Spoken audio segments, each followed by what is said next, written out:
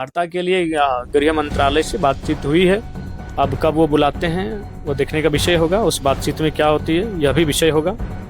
वार्ता में आपको जाने का कोई न्योता वगैरह? देखिए अगर जो भी वार्ता के लिए समाज के लोग जाएंगे, अगर वो सामाजिक लोग जाते हैं तो फिर कोई दिक्कत नहीं। हम भी समाज का बेटा है। हम तोपचांची में या डुमरी में नावा टीम बैठकर उनके निर्णय का स्वीकार करेंगे। लेकिन अगर किसी राजनेता को लेके जाते हैं तो बिल्कुल उनका नैतिक कर्तव्य बनता है। क्या टुंडी विधायक बात नहीं कर पाए, सिंदरी विधायक बात नहीं कर पाए, सिल्ली के विधायक बात नहीं कर पाए, रामगढ़ की विधायक बात नहीं कर पाए, गोमिया के विधायक बात नहीं कर पाए, चागढ़ की विधायक बात नहीं कर पाए, जमशेदपुर के सांसद भी बात नहीं कर पाए इस कार्यक्रम को लेकर। क्या मजबूरी उन लोगों?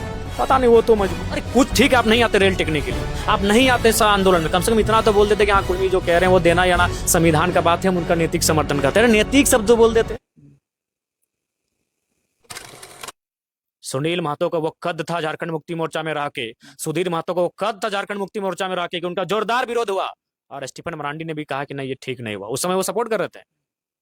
मैं उस पत्रिका को आपको अगले बार पूरा पढ़ के आके बता दूंगा कि उसका नाम क्या था और उसमें लिखा क्या था। सुनील महतो इसीलिए कहते हैं कि वो पहाड़ जैसा था, इसीलिए मर्डर। और भी कुर्मी नेता है, मर्डर सुनील महतो का है हुआ, वो पहाड़ ऐसा नेता था। पूरा वो लोग विरोध किया था और सीधे बोला ये गलत हो रहा है। फिर उन लोग जितना नेता था माफी मांगा था। जेएमएम में रह के बोले थे सुनील महतो, लेकिन आज जेएमएम में रवि महतो। दूसरे अध्यक्ष कौन? निर्मल महतो। फाउंडर मेंबर भी पता कीजिए, शिवा महतो, टेकलाल महतो, ऐसे बड़े बड़े नेता मिलेंगे कुर्मी समाज के। तो उस हिसाब से जेएमएम ही तो कुर्मियों की पार्टी हुई। और जेएमएम ने भी तो अपने घोषणा पत्र में लिखा था कि हम जब सरकार में आएंगे या राज्य अलग होगा तो हम कुर्मी को शेड्यूल ट्राइब की सूची में शामिल करेंगे। उस पर तो बात ही नहीं कर रहे। जी भी आए वो बहुत अच्छा बात है, आपके विधायक जी भी आए बहुत अच्छा बात है। लेकिन जब आप पावर में थे, रघुवर दास को याद कीजिए और उनसे सीखिए। बिल्कुल, भले रघुवर दास जी छत्तीसगढ़ के थे, उनसे हमारा वैचारिक मतभेद हो सकता है, लेकिन समाज के लिए उन्होंने डंके की चोट पे काम किया। समाज के उन्होंने डंके की चोट पे काम किया रघुवर दास जी ने। आपके नेताओं ने नहीं किया?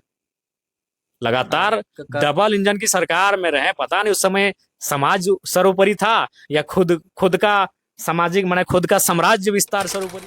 आज आंदोलन कुछ तो होता, कुछ होता। स्टेटस वाला ठीक है, लेट होता। लैंग्वेज तो कम से कम 8वीं अनुसूची में आ जाता। कम से कम सब कुड़मिये का जमीन में टीएपी स्कूल हुआ है, कुड़माली पढ़ाई हो जाता है यहाँ पे। कम से कम उनका भाषवा का पढ़ाई हो जाता। पावर में थे, नहीं किया इन्होंने। तो अभी आ रहे किस मुंह के साथ आ रहे हैं? जयराम महतो खुल के डर, राजनीतिक डर 29 में कैसे? बिल्कुल। अगर राजनीतिक मंशा नहीं थी तो बिल्कुल 14 से 19 पीक टाइम था। फर्स्ट टाइम इन झारखंड कि कोई मतलब पूर्ण गठबंधन, कोई गठबंधन रहे चाहे जो भी रहे, मैंने पूर्ण बहुमत से थी गठबंधन। जोहार दोस्तों, हमारे बीच है डुमरी के विधायक टाइगर जयराम महतो। आज हम इनसे बात करने की कोशिश करते हैं कि राज्य भर में आदिवासी कुर्मी आंदोलन चला। इस आंदोलन को अगर किसी व्यक्ति के कारण तेज हुआ तो firebrand tiger Jairam Mahato के द्वारा तेज किया गया, ये राज्य भर की जनता मानते हैं। पर टाइगर जयराम महतो इसके बारे में क्या सोचते हैं जानने की कोशिश करते हैं, और इस आंदोलन से पूरे आदिवासी कुर्मी समाज को क्या मिला, इन सारे विषय पर चर्चा करने की कोशिश करते हैं। तो सबसे पहले जोहार। जोहार। ये इतना बड़ा आंदोलन हुआ, इसमें आदिवासी कुर्मी समाज को क्या मिला? देखिए संतोष जी, निसंदेह आपका ये सवाल, चूंकि पूरे राज्य से ये सवाल आ रहा है कि इतना बड़ा आंदोलन, इतना एकजुटता, इतना समर्पण, बच्चे, बूढ़े, महिलाएं, तो इससे इस रेल टेका आंदोलन से कुर्मी समाज को क्या मिला? सबसे पहला बात, कई सालों बाद वो अपनी जो संस्कृति है, परंपरा है, उसकी ओर आकर्षित हुए, उसे खोजने लगे। इंसान कहते हैं ना कभी कभी अपने आप को एकांत में खोजने लगता है या फिर साधना करके अपने आप को जानने का प्रयास करता है। तो कुर्मी समाज आज बरसों बाद अपने आप को जान रहा है, अपने आप को खोज रहा है। क्योंकि ये सच है, अधिकांश उद्योग कुर्मी की जमीनों पर बसे, कल कारखाने, कॉलोनियां, क्वार्टर उनकी जमीनों पर बने। तो स्वाभाविक सी बात है पूरे देश के लोग उनके बीच आकर रहने लगे। जब पूरे देश के लोग उनके बीच आकर रहने लगे तो बहुत सारी संस्कृतियों का, भाषाओं का, गीतों का आपस में आदान प्रदान हुआ। तो इस लिहाज से अगर देखा जाए तो इस आंदोलन में भविष्य में क्या मिलेगा, वर्तमान में क्या मिलेगा, वो तो अलग चीज है। लेकिन ये चीज, उनकी एकजुटता, उनकी तत्परता और अपने अधिकारों के प्रति सजगता देखकर ये तो हम कह सकते हैं कि वो रिवाइव करने लगे हैं। पुनर्जागरण, हम एक शब्द कहते हैं पुनर्जागरण, यानी कुर्मी समाज अपनी संस्कृति, अपनी भाषा, अपनी परंपराओं के प्रति, अपने देता भोता, अपने पर्व त्योहारों के प्रति पुनः जागृत हो रहे हैं। बीच के इन सालों में वो कहीं ना कहीं अपनी चीजों से दूर होते जा रहे थे। कारण यही है कि आज पिछड़े लोग हैं, और पिछड़े पिछड़े माने आर्थिक रूप से, सामाजिक रूप से, तो उनमें एक माइंडसेट होता है कि उनकी जो परंपराएं हैं, उनके जो धरोहर हैं, उनके जो रिवाज हैं, वो छोटे होते हैं, उनको ये माइंड में सेट कर दिया जाता है। तो इस लिहाज से इस आंदोलन का परिणाम भविष्य में क्या होगा नहीं होगा, लेकिन फिलहाल जागृति हुई, समाज में एक बहुत बड़ा जागरण हुआ, ये पुनर्जागरण कह सकते हैं, सामाजिक जागरण और एक सामाजिक आंदोलन, सामाजिक चेतना पुनः जागृत हो रही है। तो उस लिहाज से देखा जाए तो ये बहुत बड़ी उपलब्धि रही। और निसंदेह मैं आपको स्पष्ट कहना चाहूँगा, जहाँ तक कुड़माली संस्कृति परंपरा की बात करें तो ये जो जीटी रोड का हिस्सा है, राजगंज, तोपचांची, डुमरी, निमिया घाट, बगोदर, नावाडी, इन क्षेत्रों में कहीं ना कहीं प्रभाव बहुत कम था। हमारे समाज के जो सामाजिक व्यक्ति हैं वो प्रयास लगातार कर रहे थे, लेकिन प्रयास उनका नाकाफी हो रहा था। लेकिन ये तो हुआ कि हम लोगों के आने से, और ये 3 साल का जो आंदोलन हुआ इसमें सबको, झारखंडी लोग तो जागे ही जागे, लेकिन कुर्मी समाज के लोग भी जागे, और यहाँ उस आंदोलन का असर दिखा। पहले चंदन क्यारी, चूंकि पुरुलिया से सटा है, पुरुलिया में आंदोलन जोर होता था। क्यों होता था? उसका कारण है कि पुरुलिया और मैंने बंगाल और उड़ीसा वालों को झारखंड मिला नहीं, तो जाहिर सी बात है वो तो सर्वाइव की लड़ाई लगातार लड़ रहे हैं। लेकिन झारखंड के लोगों को जैसे 2000 में झारखंड मिला तो यहाँ के कुड़बी भी आश्वस्त हो गए कि चलो भाई राज तो मिला है, अब फिर सोचेंगे अपने स्टेटस, अपनी आइडेंटिटी के बारे में। तो इसलिए ये थोड़ा सा इस क्षेत्र में आंदोलन होना, कोयलांचल के हिस्से में इतनी एकजुटता का होना, ये बहुत बड़ी बात है, ये हमारे लिए उपलब्धि है, ये एकजुटता ही हमारी सबसे बड़ी जीत है। इस आंदोलन में आप एकजुटता बता रहे हैं, कुर्मी को एक पुनर्जागरण का मौका मिला। इस आंदोलन में और एक चीज मिला, जयराम महतो को कुर्मी नेता का ठप्पा मिला। नहीं, देखिए, मैंने पहले कहा हम समाज का बेटा है, तो अपने समाज के हक हुकूक से पीछे हो जाएं, ये उचित नहीं है। मैं बार बार कह रहा हूं और पुनः कहूंगा, अभी अगर माननीय मुख्यमंत्री हेमंत सोरेन जी अगर सरना धर्म कोड पर खुलकर बोलते हैं, तो क्या उनको आप आदिवासी नेता तक सीमित रखेंगे? या फिर माननीय स्वास्थ्य मंत्री अथवा माननीय अल्पसंख्यक मंत्री हफीजुल जी, इरफान जी अगर अपने समाज के मुद्दों पर खुलकर बोलते हैं, तो क्या वो अपने समाज के, अल्पसंख्यक समाज के ही नेता सीमित कर देंगे उनको? या फिर कोई भी रहे? तो जब आप उनको उस नजरिए से नहीं देखते हैं, तो फिर जयराम महतो को क्यों? दिक्कत यह है कि कुर्मी समाज का कोई भी नेता रहे, अगर वो अपने समाज की बात करता है तो पता नहीं लोग उन्हें अपने एक जाति में क्यों बांध देते हैं। अगर यही हम सरना धर्म कोड पे बोले, हम जादू गोड़ा के यूरेनियम पर बोले, हम रिम्स 2 पे बोले, लगातार आदिवासियों के साथ दुर्व्यवहार हो रहा है उस पर लगातार हम खुल के सदन में बोले, ऐसा नहीं कि हम सदन के बाहर बोले, मीडिया में बोले, सदन के अंदर बोले हैं, जो भी मामले हैं, तो हम अगर किसी समाज के मुद्दों को उठाते हैं तब तो आप हम ये नहीं कहते कि हम उस समाज का नेता हैं। तो फिर जब हम अगर कुर्मी समाज के मुद्दों को उठाते हैं, उनके मुद्दों पे बात करते हैं, तो फिर ये कौन सा माने ठप्पा भाई कि हम एक जाति तक सीमित हो गए? और ये केवल कुर्मियों के साथ ही क्यों, और भी तो अभी माननीय इरफान अंसारी जी उन जगहों पर विशेष कर गए जहां अल्पसंख्यकों के साथ दुर्व्यवहार हुआ। तो क्या राज्य में एक मुहिम चला, क्या राज्य में एक ट्रेंड चला कि उनको किसी ने सिर्फ अल्पसंख्यक का नेता या अल्पसंख्यक का मंत्री, हितैषी मंत्री कहा हो? अगर कुछ एक ने कहा तो फिर चूंकि वो राज्य के मंत्री हैं, तो इसका मतलब ये नहीं कि अगर वो राज्य के मंत्री हैं तो उनके समाज के साथ अगर गलत होगा तो वो खड़े नहीं होंगे। एक बात आपको स्पष्ट कह दें, अगर कोई ब्राह्मण दलित की आवाज बनता है तो वो महात्मा, यदि कोई पिछड़ा आदिवासी की आवाज बनता है तो वो महात्मा, यदि कोई यादव कोयरी की आवाज बनता है तो वो महात्मा, यदि कोई गुज्जर जाट की आवाज बनता है तो महात्मा। लेकिन यही अगर जाट जाट की आवाज बन जाए, गुज्जर गुज्जर की आवाज बन जाए, ब्राह्मण ब्राह्मण की आवाज बन जाए, दलित दलित की आवाज बन जाए, आदिवासी आदिवासी की आवाज बन जाए, यादव यादव की आवाज बन जाए, कोयरी कोयरी की आवाज बन जाए, कुर्मी कुर्मी की आवाज बन जाए, तो फिर वो जातिवाद हो जाता है। अगर यही हम किसी ब्राह्मण समुदाय के हितों की बात करते हैं, यदि हम किसी राजपूत समाज के हितों की बात करते हैं, हम दलित समाज के हितों की बात करते हैं, हम यादव मंडल तेली समाज के हितों की बात करते हैं, तो आप हमको क्या कहते हैं?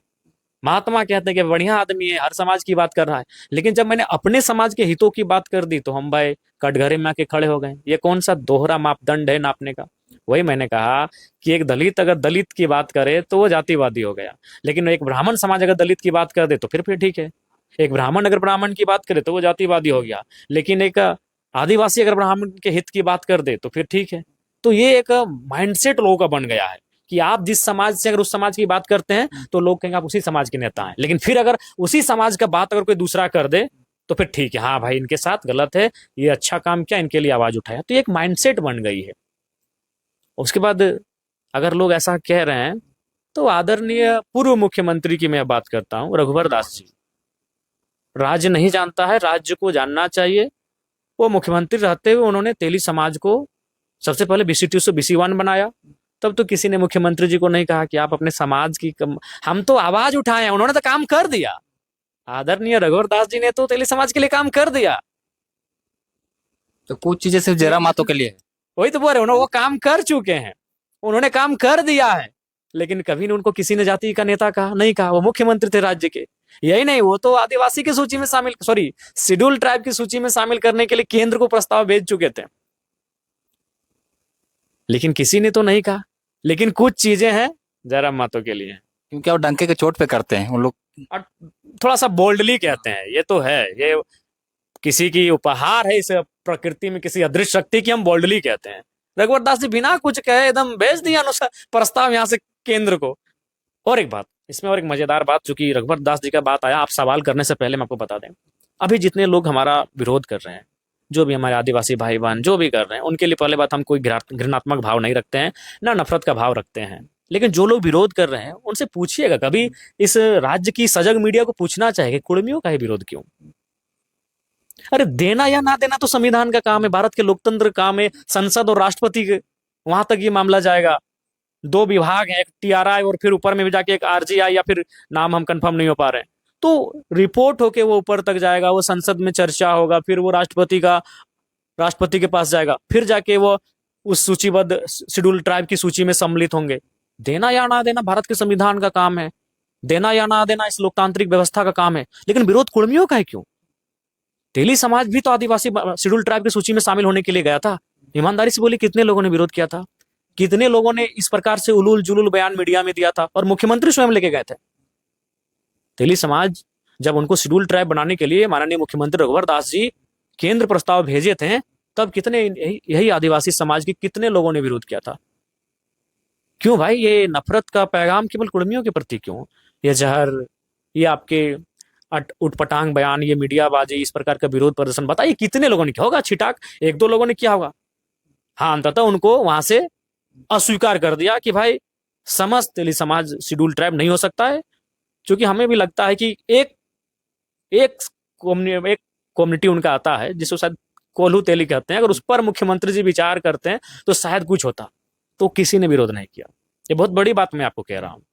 जो लोग आज हमारे इस आंदोलन का या फिर हमारी मांग का विरोध कर रहे हैं, अरे भाई मांगना हमारा हक है, देना या ना देना कानून का काम है। तो अगर आप हमारा विरोध कर रहे हैं तो फिर उनका विरोध क्यों नहीं करते हैं? और भी लोग जब शेड्यूल ट्राइब की सूची में शामिल होने के लिए आंदोलन करते हैं, मांग करते हैं, तब किसी का विरोध नहीं होता है। तो ये क्या कह रहा है? ये चीजें उनका एक तरफा विरोध, जहर उगलना, नफरत का विचार प्रकट करना, ये चीजें क्या कह रही हैं?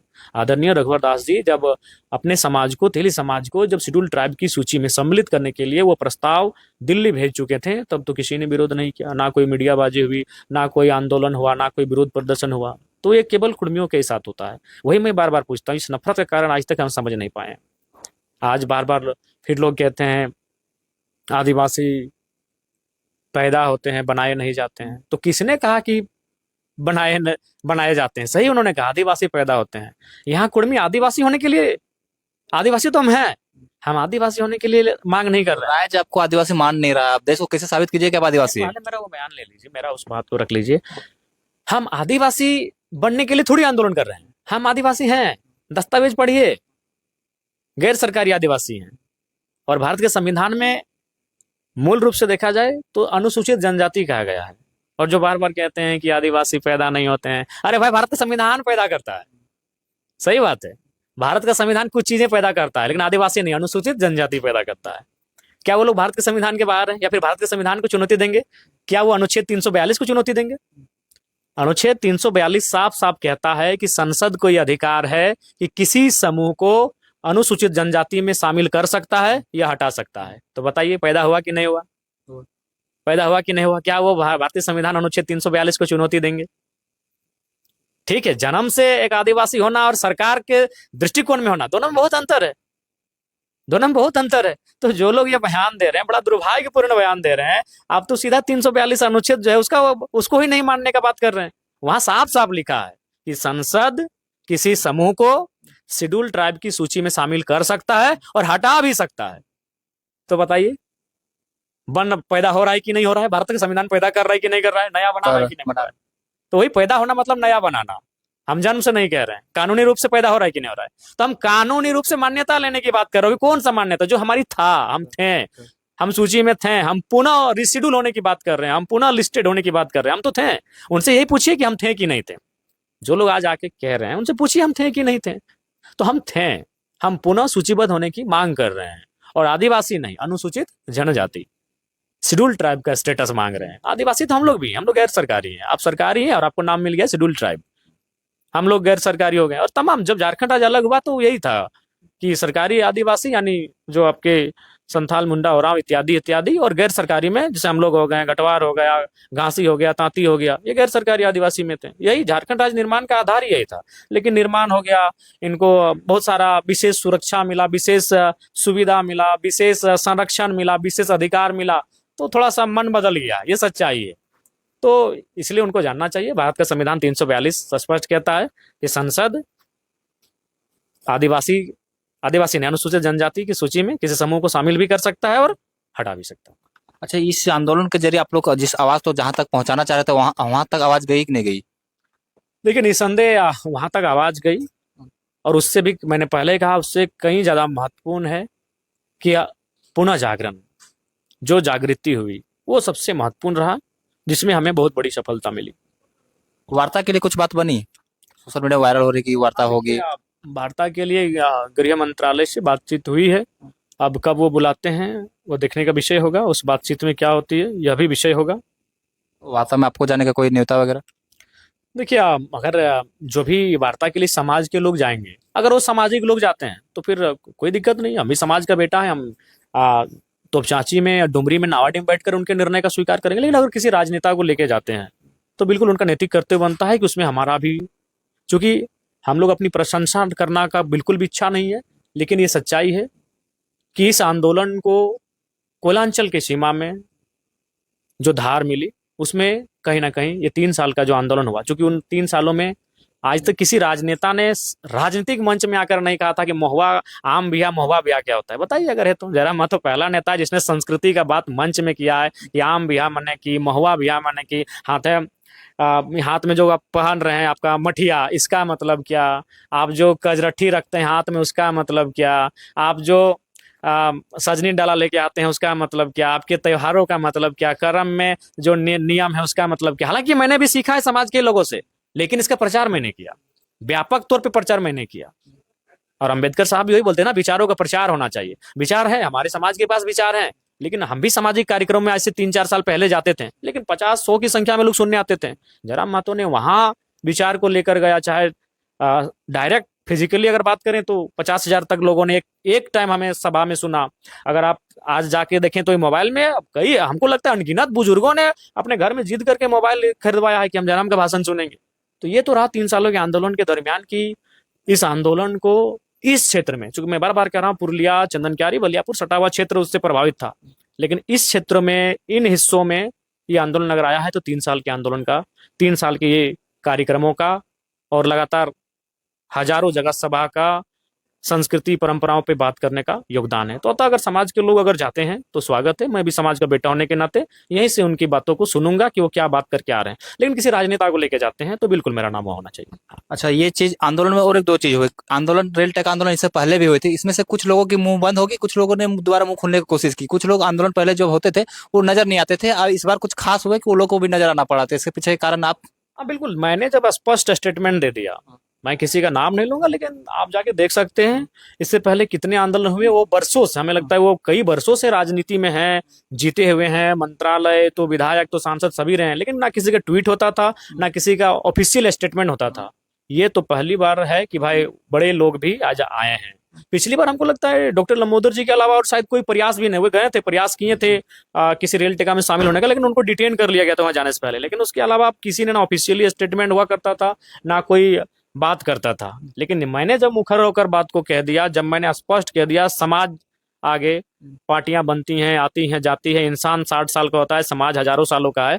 तो उससे तो कहीं ना कहीं ये प्रभाव हुआ कि सभी बड़े नेता, पुराने नेता, सबको लगा कि इस पे बात करनी चाहिए। उसके बाद भी हालांकि बहुत सारे नेता रहे जिन्होंने बात नहीं किया। टुंडी विधायक बात नहीं कर पाए, सिंदरी विधायक बात नहीं कर पाए, सिल्ली के विधायक बात नहीं कर पाए, रामगढ़ के विधायक बात नहीं कर पाए, गोमिया के विधायक बात नहीं कर पाए, चागढ़ के विधायक बात नहीं कर पाए, जमशेदपुर के सांसद भी बात नहीं कर पाए इस कार्यक्रम को लेकर। क्या मजबूरी है उन लोगों की? पता नहीं, वो तो मजबूरी वो जाने, कम से कम वो तो वही जाने, वही जैसे आप जाने। बोलते हैं कि समाज सबसे पहले आता, तो क्या उन लोगों को नहीं लगता कि समाज के नाते बोलना चाहिए? नहीं नहीं, उनके लिए शायद अपना परिवार या फिर अपने परिवार के लिए एक बेहतर भविष्य बनाना, अपने कुछ खास लोगों के लिए बेहतर भविष्य तैयार करना होगा, तो उनकी प्राथमिकता होगी। देखिए, जबकि सबसे ज्यादा रिस्क तो जरा महतो का था, क्योंकि सभी आप जानते हैं कि हम एक नया पार्टी है, नया वोट है मेरा, मेरा वोट नया वोट है। हमको कहाँ से दोबारा 29 में हम किस समीकरण से जाएंगे, क्या बोल के हम वोट लेंगे? बाकी उनका तो सभी जानते हैं कि उन लोग का एक समीकरण से वोट आता है। वो कुछ भी अगर बोलते हैं तो जो मोदी जी को वोट देने नहीं देना चाहता है वो उन्हीं को देगा, और जो लोग मोदी जी को वोट कर देख के देते हैं वो कुछ भी बयान दे फिर उन्हीं को देगा। तो दो ध्रुव में तो अभी झारखंड, हमारे देश की राजनीति है, एक नरेंद्र मोदी और एक नरेंद्र मोदी का ऑपोजिट। तो यही दो के आधार पे तो वोट होता है, और हम उन दोनों में नहीं है, ना हम उनके साइड है ना उनके ऑपोजिट में, हमें तीसरा समीकरण लेके आए हैं। तो सबसे ज्यादा चैलेंजिंग तो मेरा था कि भाई हम क्या बोले नहीं बोले। और सही बात है, इसी समय हमारा ग्राफ बढ़ रहा था, इसी समय अन्य विशेषकर आदिवासी समाज के बहुत सारे लोग हमसे जुड़ रहे थे। अब टूटने भी लगे हैं बयानबाजी। उसके लिए कोई दुख नहीं है हमें, लेकिन जो सच्चाई है उस पर हम नाता नहीं तोड़ेंगे। हम बार बार कह रहे हैं, अगर खुद की राजनीति करने आते हैं तो हम भी समझौता कर लेते हैं और अपने उज्जवल बेहतर भविष्य को देखते हैं कि अगर हम मौन रह गए तो इससे हमको क्या व्यक्तिगत लाभ होगा। लेकिन हम व्यक्तिगत नहीं आए हैं। मैंने देखिए, और एक बात, अगर हम एक संपन्न समाज का बेटा होते, जैसे हम विकास देवी कीर्ति सर को देखते हैं, वो अपने समाज के खिलाफ भी बोल जाते हैं, क्योंकि उनको लगता है कि उनका, सही बात, उनका समाज संपन्न है। हालांकि झारखंड में तो उनका समाज भी ठीक ठाक स्थिति में नहीं है। अब छोड़िए वो किस समाज की वो चर्चा नहीं करेंगे, क्योंकि उनके समाज से हमारा कोई ना सिकवा गिला है ना शिकायत है, उदाहरण दे रहे हैं। तो अगर हम संपन्न होता मेरा समाज तो हम भी मुकर जाते बात करने से। लेकिन 3 सालों में मैंने देखा, अगर हास्य में आज कोई खड़ा है तो हमारा समाज खड़ा है, और अगर हास्य में खड़े समाज का हम बात ना बन कर पाए तो हम, वो कहते हैं घर है बाबू ने तो बाहर है बाबू बन के की कर में। अरे आपका, अगर मेरा समाज संपन्न होता, मेरा समाज अगर सबल होता, तो निसंदेह हम भी बोलते यार चलो सबको अभी लेके चलना है और राजनीति को बृहद बनाना है। लेकिन मेरा ही समाज सबसे हास्य में है। आज लगातार लोग बात करते हैं, तर्क देते हैं कि हम लोग संपन्न हो गए हैं, आर्थिक रूप से संपन्न है। तो अभी जेपीएससी का रिजल्ट जारी हुआ, 350 हुआ, 4 गो मात्र कुर्मी का हुआ। हम कैसा संपन्न हुए भाई? आज पूरा दुनिया, आज पूरी दुनिया, पूरा खैर पूरा देश सामाजिक न्याय की बात करता है, सबके लोगों की भागीदारी की बात करता है। हम 4 गो हुए, 4 या 5 गो, 350 में परसेंटेज निकालिए तो कितना होता है? 1.25% होगा, 1.25% होगा, 1.25%। और हमारी आबादी, हम तो न्यूनतम कहते हैं कि 15% है। लोग कोई 20 कहता है, कोई 18 कहता है, कोई 16 कहता है, कोई 22 कहता है, कोई 24 कहता है। हम न्यूनतम कह रहे हैं, चलिए 15% है। और कितना हम लोग आए? 1.25%। 5 को 1.25% ही होगा, उसी आसपास में होगा, एग्जैक्ट कौन गिनने जा रहा है? तो ये जो बार बार कहते हैं कि हम, तो अगर मैंने अपने समाज को देखा कि यार हर एक तरह से हम काफी, बस 10 गो विधायक हमारे पास है, ओनली 10 विधायक और 2 सांसद। चूंकि आबादी है तो भाई वो तो खुद वोट देते हैं, तो इसीलिए बन के आते हैं। नहीं तो जो आप चले जाइए न्यायपालिका में, मोटा मोटी डिस्ट्रिक्ट जज से लेकर हाईकोर्ट के जज में चले जाइए, हमें नहीं लगता है ढूंढने से एक मिलेगा। आप एसडीओ से लेकर डीएसपी के रैंक में चले जाइए, ढूंढने से हमें नहीं लगता है कि 5-6 को मिलेगा। तो जब मैंने देखा कि हमारा ही समाज सबसे हास्य में है, और मैं अपने हास्य में पड़े समाज की अगर बात ना करूं तो भाई मुझे उचित नहीं लगा। तो इसीलिए मैंने कहा कि राजनीति होना ना होना, चुनाव जाके भविष्य में जीतना या ना जीतना अलग बात है, लेकिन इस समय समाज को आवश्यकता है मेरी बुलंद होकर उनके मुद्दों को बात करने की, और मैंने बात किया।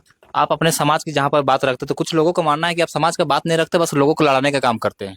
नहीं, क्यों लड़ाना भाई? मतलब हम भूखे रहे तो आप मजा है, तब कुर्मी भाई बढ़िया है। जब हमारे गांव, हमारे खेत खलिहान बीसीसीएल सीसीएल में, टाटा में चले गए तब हम ठीक थे। जब हमारे खेत खलिहान तमाम डेमो में, तमाम उद्योगों में चले गए तब हम ठीक थे। जब आज हम अपने हिस्से का हक मांग रहे तो हम बुरे हो गए। तो आप को क्या चाहते हैं कि हम अपना हिस्सा छोड़ दें? हम भूखे रहे, हम नंगे रहे, हम अपना हिस्सा छोड़ दें? हम बताए तो हम किसका हिस्सा मांग रहे हैं भैया? हम अभी हम आदिवासियों को मानना है कि आप मेरा हिस्सा छीनने जा रहे हैं। गजब हाल है, हम उनका हिस्सा कैसे छीनेंगे? आरक्षण लेके देखिए, सबसे पहला बात, ठीक है आप एक बिंदु इसमें आरक्षण भी है, लेकिन क्या मूल केवल ये आरक्षण है? नहीं, ये मूल केवल आरक्षण नहीं है।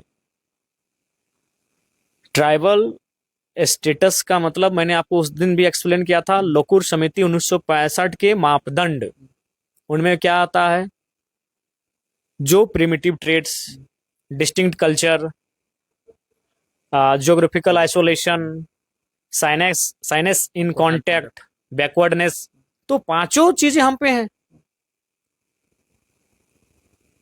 हम प्राचीन हैं, हमारी व्यवस्था, आप यूएन के रिपोर्ट को पढ़िए, वो भी इंडिजिनस होने के लिए क्या कहती है, क्या मापदंड कहती है, उसमें भी हम फिट बैठते हैं। तो ये केवल आरक्षण की लड़ाई नहीं है, ये लड़ाई एक बहुत पुरानी जो संस्कृति हमारी है उसे सुरक्षित रखने की भी लड़ाई है, नहीं तो वो संस्कृति भी हमारी धीरे धीरे समाप्त हो जाएगी। हमारी एक बहुत बड़ी प्राचीन भाषा है कुड़माली, उसे सुरक्षा देने की लड़ाई। अच्छा एक बात बताइए, तोपचाची कुड़मी बहुल क्षेत्र है कि नहीं? हमें लगता है तोपचाची में, हम अभी तोपचाची में बात कर रहे हैं, तोपचाची में कुड़मी के का और मुस्लिमों का आबादी पहले ही मैंने ही लोग आगे ऊपर, उसके बाद जो भी है इनसे कम आबादी पॉपुलेशन है। डुमरी इसके बाद आता है, वही फिर कुड़मी पॉपुलेशन ठीक ठाक है। बगोदर भी जाएंगे तो कुड़मी पॉपुलेशन ठीक ठाक है। नावाडी भी तो खैर बहुत ज्यादा कुड़मी पॉपुलेशन है। बलियापुर में आप बताइए, इतने जो हाई स्कूल हैं, इतने जो मिडिल स्कूल हैं, इतने जो प्राइमरी स्कूल हैं, कितने में कुड़माली भाषा है? किसी में आप चले जाइए बाकी जो, कहाँ है हमारी भाषा? तो चाची ये हमारी बहुलता है, हमारी भाषा है कुड़माली, स्वतंत्र भाषा, कितने स्कूलों में पढ़ाई जाती है। यही बगल में टीएपी है, 100% जमीन हमारी जमीन पर टीएपी बना है। 100% जमीन कुड़मियों की है टीएपी बनने में। उस टीएपी जो सरकारी स्कूल है, क्या वहाँ उर्दू पढ़ाई होती है, वहाँ संस्कृत पढ़ाई होती है, लेकिन कुड़माली नहीं होती है। वाह भाई, मैंने हम अपना हिस्सा मांगे तो हम अपराधी हो गए। गजब का लॉजिक है, बगल में है। ये हमारा शुद्ध रूप से कुड़मियों की जमीन पे टीएपी स्कूल है। देवी मातो स्कूल शुद्ध रूप से कुड़मियों की जमीन पर है। आपका झारखंड कॉलेज शुद्ध रूप से कुड़मियों की जमीन पे वो कॉलेज है। आपका भूषण मातो, भूषण हाई स्कूल शुद्ध रूप से कुड़मियों की जमीन पर है। क्या भाई वहाँ कुड़माली भाषा पढ़ाई होती है? नहीं। हमारी जमीन पे स्कूल बना है, टीचर उत्तर प्रदेश बिहार से आ गए, वहां संस्कृत उर्दू तक पढ़ाई होती है। कुड़माली क्यों नहीं? इसीलिए लड़ाई है कि हमारी भाषा खत्म हो जाएगी। लेकिन लोगों को भाई पता नहीं नफरत क्यों कर रहे हैं। हम जब अपने हिस्से से अधिक मांगेंगे, आप हमको नफरत नहीं, आप हमको पूरा हमको जला दीजिए, हम लोग मानेंगे। हम अभी फिलहाल अपना हिस्सा मांग रहे हैं। बोले टीएपी हाई स्कूल यही है, 7% जमीन कुड़मियों की है, और कुड़मे में हमारा गुष्टी का है, सखवार लोग का है। अब देखा जाए, जब भी कोई समाज में कोई नेता उभरता है तो वहाँ पे तुलना किया जाता है कि समाज का सबसे बड़ा नेता कौन। अभी जब से आदिवासी कुर्मी आंदोलन चला, उसमें अभी फिर ट्रेंड में चलने लगा कि कुर्मी समाज का सबसे बड़ा नेता कोई सुदेश महतो बोलता है, कोई जयराम महतो बोलता है। तो इस पे क्या नजर आपको क्या इन सब चीजों पे हम लोग बहस नहीं करना चाहेंगे और सब तुलना भी नहीं करना चाहेंगे। हमें लगा कि भाई इस समाज की बात होनी चाहिए, एक शोषित समाज है, एक वंचित समाज है, इस समाज की बात होनी चाहिए। मैंने बात किया। अभी चलिए अब हम वहां उदाहरण देते, विनोद बिहारी महतो विश्वविद्यालय, विनोद बाबू की मातृभाषा क्यों कुड़माली? क्यों कुड़माली में इतने लोग पदयात्रा कर रहे हैं, संघर्ष कर रहे हैं, अभी तक पढ़ाई नहीं हो पाया है। आप फ्रेंच और जर्मन भाषा पढ़ाने लगे यहाँ पे, सुनने विदेशी भाषा पढ़ाई शुरू हो गया यूनिवर्सिटी में, लेकिन कुड़माली नहीं। तो इस आंदोलन को समझना होगा कि कुड़मियों के अस्तित्व का सवाल है। मैंने आपको उदाहरण दिया, हमारे बाप का, हमारे दादा परदादा का जमीन, हमारे पूर्वजों का जमीन, चारों तरफ आप जहां देखें उनकी जमीन पर ये तमाम विद्यालय विश्वविद्यालय स्थापित हैं, लेकिन हमारी भाषा नहीं है। पर आप हमको यार गलत दृष्टि से देख रहे हैं। हम लोगों ने हमेशा त्याग किया है, खून का मांगा तो हमने निर्मल शक्ति सुनील के रूप में खून दिया है। जमीन मांगा तो स्कूल कॉलेज तो छोड़िए दीजिए, तमाम कल कारखाना हमारी जमीनों पर है। तो आज हम वही अपना हक हिस्सा मांग रहे हैं भैया, कि हमें तो बचने दीजिए, हमें हमारे अस्तित्व को तो रहने दीजिए। और अस्तित्व तभी रहेगा जब आप अपनी जो वास्तविक पहचान है, क्योंकि हम उस समय primitive tribes, original tribes, origins, इन नामों से जाने जाते थे। और हमारे साथ बाकी जो आदिवासी समुदाय जो भले हमारा आज विरोध कर रहे हैं, वो भी हमारे साथ थे। अच्छा, यहाँ तक बात आती तो जब ये 1951 की बात आती है कि जब आदिवासी को से आप लोग को कुर्मी समाज को हटा दिया गया, तो उस समय वहाँ के जो नेता थे कहीं ना कहीं गलती किए होंगे, तब उसमें आंदोलन करना चाहिए। आपको उसी इंटरव्यू में कहा था साफ साफ कि बहुत बड़ी गहरी साजिश है। मैं और एक साजिश पे अध्ययन कर रहा हूँ। जब मेरा अध्ययन पूरा हो जाएगा, जब मेरी जानकारी पूरी हो जाएगी मेरे विवेक के अनुसार, तो उस पर मैं एक जोरदार इंटरव्यू दूंगा और उस पर भी बहुत लोगों का दिमाग खुलेगा। लेकिन उस पर मेरा अभी अध्ययन चल रहा है। लेकिन मैंने प्रमुख जो आपको कहा, पूंजीपति वर्ग, सत्ता के लोग और कुछ ऐसे लोग जो हम चाहते थे कि इस राज्य में जो शेड्यूल ट्राइब है उनकी संख्या कम बनी रहे, ताकि इस राज्य में हमें यहाँ के संपदाओं का दोहन करने में सुविधा हो। और टाटा का योगदान हम हमेशा कहेंगे, क्योंकि पूंजीपतियों के बिना कोई कानून बना नहीं है, कोई छल कपट हुआ नहीं है। तो ये तो मैंने आपको स्पष्ट कहा है उस समय, इसीलिए हमें उस लिस्ट से ड्रॉप किया गया। ताकि इजीली हमारी जमीनों का अधिग्रहण हो सके। हम बार बार चीजों को कहेंगे। आज अभी देखिए, आज जो आदिवासी समाज हमारा विरोध कर रहे हैं उनको खुद अध्ययन करिए ना।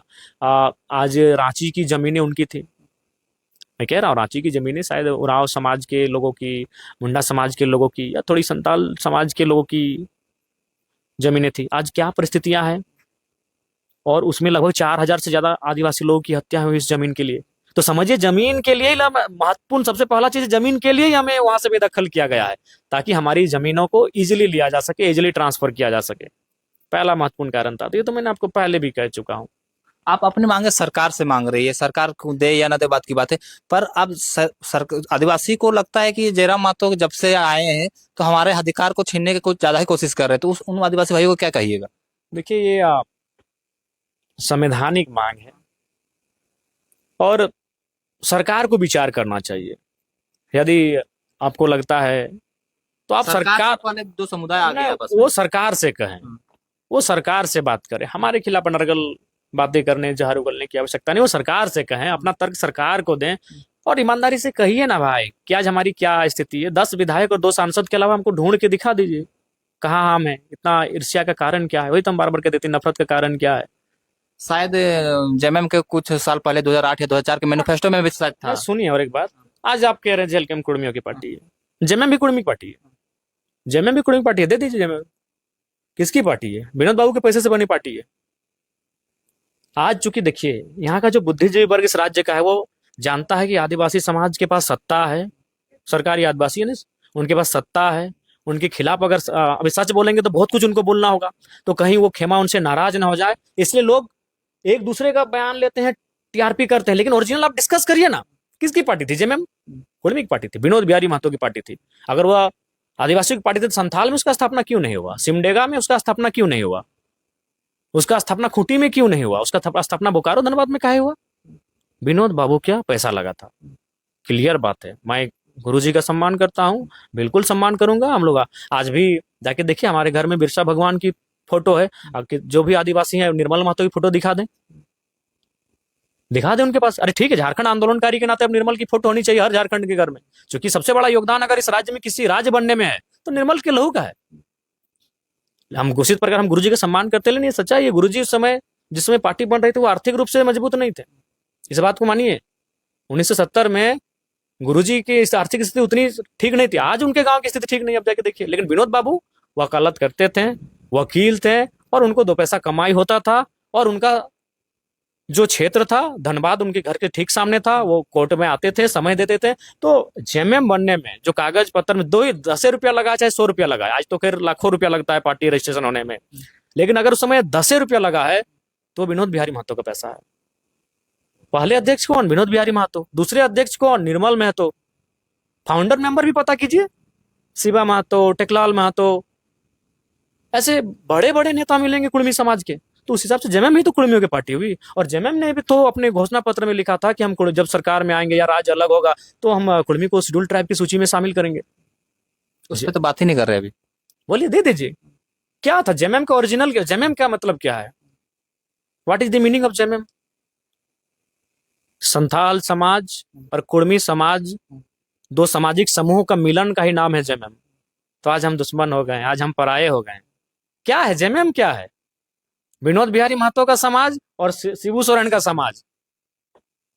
पहला बात क्लियर जान लीजिए। और दूसरा बात, मांझी महतो, मांझी मतलब पूर्ण रूपेण संथाल, आदरणीय। मैं फिर कहता हूं, मारांगोम के उनका आदर करता हूं, लेकिन उनकी मृत्यु के बाद, उनकी मृत्यु जब 60 के दशक में, 60-70 के बीच में जब उनकी मृत्यु हो गई, उसके बाद जो वो क्षेत्र था सिमडेगा, खूंटी, गुमला, उसमें आंदोलन का प्रभाव कम पड़ा। इतिहास अभी जिंदा है, अभी खंगालिए चीजों को। उनके समय जोरदार था, उनके साथ उस समय हम उराव समुदाय, मुंडा समुदाय की भागीदारी भी जोरदार थी। लेकिन 70 के बाद 2 बड़े समुदाय की इस आंदोलन में एंट्री हुई। इसीलिए बोला भी जाता था महतो मांझी। धनबाद बोकारो में, हम रांची का नारा नहीं जानते हैं, धनबाद बोकारो गिरिडीह बिशुनगढ़ यानी हजारीबाग का नारा था महतो मांझी। तो महतो यानी कुर्मी और मांझी माने संथाल। इस सच्चाई को देखिए। अब इन चीजों को कहने के बाद फिर हमको लोग जातिवादी कहेंगे, उससे फर्क नहीं पड़ता है। लेकिन जो सच्चाई इसको जानिए ना, सोनेत संथाल समाज और विनोद बाबू के चलाया जा रहा शिवाजी समाज, शिबू सोरेन के द्वारा चलाया जा रहा सामाजिक संगठन, विनोद बिहारी महतो के द्वारा चलाए जा रहे सामाजिक संगठन का मेल ही झारखंड मुक्ति मोर्चा है। तो झारखंड मुक्ति मोर्चा भी तो कुर्मियों की पार्टी है। हाँ बिल्कुल। सारा ठिकरा जयराम महतो पे भी फोड़ा जा रहा है। बस वही कहते हैं, अगर हम आज ब्राह्मण होकर कुर्मी की बात करते हैं तो हम जातिवादी नहीं होते, हम यादव होकर कुर्मी की बात क्या करते हैं लगता तो है हम आपकी जातिवादी नहीं होते। इस सारे जो जितनी सारी घटनाएं हो रही है इस पे अपने राजनीतिक करियर पे कहीं ना कुछ असर पड़ सकती देखिए है? राज क्या होगा, हम 60 साल के हैं, 30 साल उम्र हो चुका है, 60 साल में मर जाएंगे। मेरे पिताजी भी जब हमारा 2 साल आयु था, पिताजी डेथ कर गए, दादाजी डेथ कर गए, नहीं रहे। माँ ने किसी तरह परवरिश करके हमें पलाया बढ़ाया है, लेकिन समाज हमारा क्या होगा भाई? हजारों सालों का जिनका इतिहास है, उस समाज को हम कैसे छोड़ दें? बोले तो अगर मेरा समाज सक्षम होता, जैसे आज झारखंड में कुछ समाज सक्षम है, चूंकि मैं उनका नाम कह लूंगा, उनसे मेरे कोई सिकवा गिला नहीं है, लेकिन जो सक्षम समाज है आज झारखंड में, उनकी तरह अगर मेरा समाज सक्षम होता तो हम भी बोलते भाई संतोष जाओ तुम समाज की लड़ाई लड़ो, मनोज जाओ तुम समाज की लड़ाई, हम पीछे से तुमको सपोर्ट